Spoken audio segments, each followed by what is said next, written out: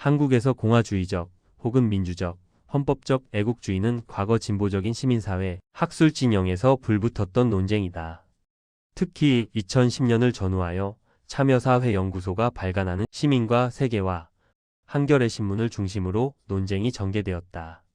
논쟁의 요지는 특히 뉴라이트 및 극우 세력들이 태극기를 펄럭이며 주창하는 반공주의와 결합된 애국주의 담론이 지지 세력을 확산해 가는 과정에서 과연 진보 진영은 애국주의를 보수의 전유물로만 방치할 것인가? 아니면 애국주의 담론을 활용하여 보편적인 헌법적 가치, 인권과 정의, 평등 등을 위한 지적, 도덕적 헤게모니를 확장하는 매개로 삼을 것인가? 로 압축된다. 원래 애국주의는 어원상 단순히 자신이 살고 있는 땅에 대한 소속감, 인종적 동질성이나 특정한 종교적 충성심처럼 국가에 대한 맹목적인 소속감이나 무조건적인 사랑을 의미하지 않았다. 애국주의는 명예혁명 당시에 왕당파에 저항한 휘급파처럼 공동의 자유와 공동의 목표를 위해 기꺼이 순교할 수 있는 사람들의 정치적 구호이자 심리적인 에토스였다. 이런 맥락에서 아버지의 땅을 의미하는 파트리아는 단순히 자기가 살고 있는 지역을 의미하는 것이 아니라 군주의 지배에 맞서 공동의 자유와 정의로운 공화국을 위해 싸우는 사람들의 공동체를 의미했으며 이들의 신념이 바로 애국주의였던 것이다. 이보다 훨씬 앞서 고대 로마인들에게도 애국주의는 자신들이 주인인 공화국을 사랑하고 왕이든 귀족이든 다수인민이든 그 누구의 지배도 방지할 것을 요구하는 바 사실상 공화주의와 어원을 같이 한다. 근대 공화주의적 애국주의는 시민의 헌법적 권리 등 입헌주의적 가치에 기반한 평등한 정치체제와 공동의 정의를 위해 싸우는 시민의 덕성, 정치 공동체에 대한 애정과 참여를 의미하는 것이다.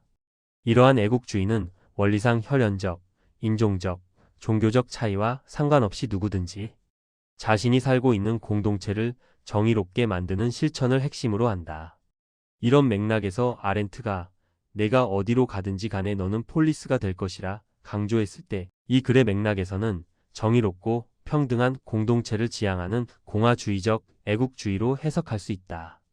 아렌트에게 폴리스는 지리적으로 자리 잡은 아테네 도시국가가 아니라 공적인 의제에 대해 함께 행위하고 말하는 사람들 사이에서 발생하는 공동세계를 의미한다. 그러므로 폴리스의 참된 공간은 우리들이 어디에 있든지 간에 사적인 이해관계나 감정에 매몰되는 것이 아니라 공동의 문제에 함께하는 사람들 사이에 존재하는 것이 된다. 아렌트의 공동세계는 그 누구의 지배도 거부하는 평등한 시민들의 모임으로 토론하고 논쟁하면서 공동선을 추구하는 실천적 공동체였던 것이며 이러한 과정에서 연대와 유대의 집단적 정체성이 형성되는 것이다.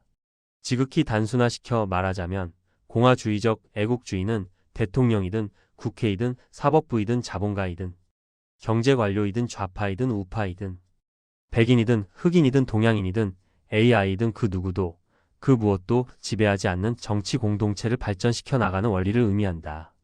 그러므로 모든 권력은 국민으로부터 나온다는 주권적 정체성은 공화주의적 애국주의의 토양이 된다. 2000년대 이후 부쩍 증가한 대규모의 촛불 집회에서 대한민국 헌법 1조를 제시하면서 우리가 국민이라고 외칠 때 이들은 헌법적 가치의 실현으로서 공화주의적 애국주의를 주장하는 것으로 해석할 수 있다. 그 누구도 지배할 수 없는 자유와 평등을 보장하는 정의로운 공동체에 대한 시민들의 자발적인 애정과 참여는 주권적 개인의 결사체로서의 국가 혹은 공화주의적 국가를 만드는 실천의 다름 아닐 것이다. 맥락은 조금 다르지만 우리나라에서도 헌법과 공화국에 대한 애국심이 높은 대학생 집단일수록 국가 발전의 높은 단계로서 통일한국에 대한 지향성이 높으며 통일 이후 대안적인 정치체제에 대한 깊은 고민과 비전을 모색하고 있다는 어떤 연구 결과는 애국심과 새로운 공화국 건설의 유의미한 상관관계를 보여준다. 국가 발전은 맹목적인 동일시가 아니라 변화에 대한 의지를 동력으로 삼는 역동적인 애국주의의 쟁투적 결과가 될 것이다. 시야를 유럽으로 돌려보자. 유럽에서는 2010년대 이후 경제 후퇴, 실업률 상승, 대규모 난민 유입 과정에서 반이민, 반다문화를 내걸고 이주민에 대한 억압과 추방을 공공연히 외치는 극우파 인종주의 집단들의 정치적 확산이 심각하다고 한다. 그러나 유럽의 대부분의 국가들에서 극우파가 집권하거나 연합정부에 참여할 가능성은 높지 않은 것으로 관측된다.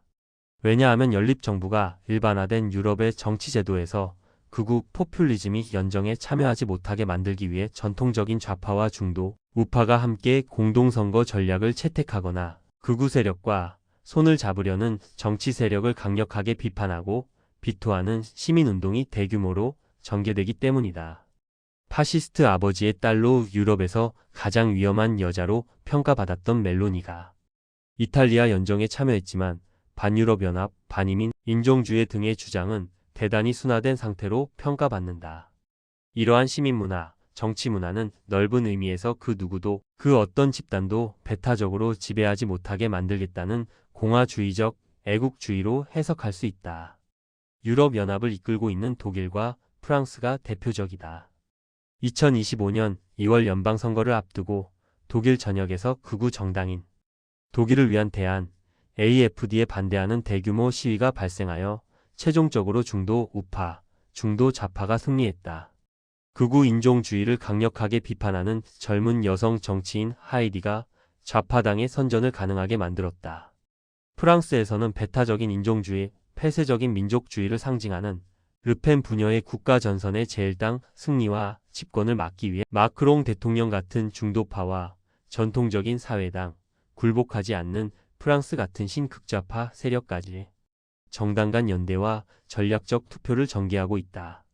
비례대표제를 채택하고 있는 유럽에서는 30%를 넘으면 제1당이 되는 경우가 많으며 현재 독일과 프랑스 등에서 극우파 세력은 20%에서 25% 안팎을 획득하고 있다. 대부분의 유럽 국가들에서 극우파가 확산되고 있지만 이들에게 국가 정책의 결정권까지 주어서는 안 된다는 정치권과 시민사회 세력의 항의 집회 및 조직화된 연대 역시 강력하게 전개되는 것이다.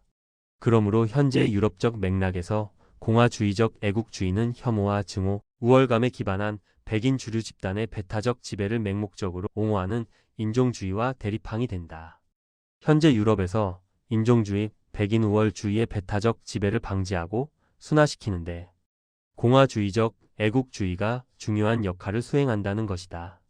물론 공화주의적 애국주의는 시대와 지역, 상황과 맥락에 따라 다양한 전개와 역동적인 결과로 이어지게 될 것이다. 규범적인 서사로서 공화주의는 다수와 소수, 주류와 비주류, 우월과 열등 등 위계적 이분법으로부터 자유로운 시민들이 서로를 동등한 주체로 인정하고 고유한 정체성을 존중하는 상호주체적 관계를 의미한다. 그러므로 서로가 서로를 자의적으로 지배하거나 부당한 영향력을 미치지는 않는 비지배적 상호성을 전제로 할 때 공화주의적 시민성에 기반한 애국주의의 함양과 촉진, 확산이 가능할 것이다. 길게는 100년, 짧게는 50년 동안 이미 다인종, 다문화 사회가 된 유럽의 현실에서 비백인, 동양의 이주민들을 배제와 추방의 대상으로 표상하려는 권력은 지배의 성격을 가지게 되며 이는 공화주의적 애국주의의 비판과 극복의 대상이 된다.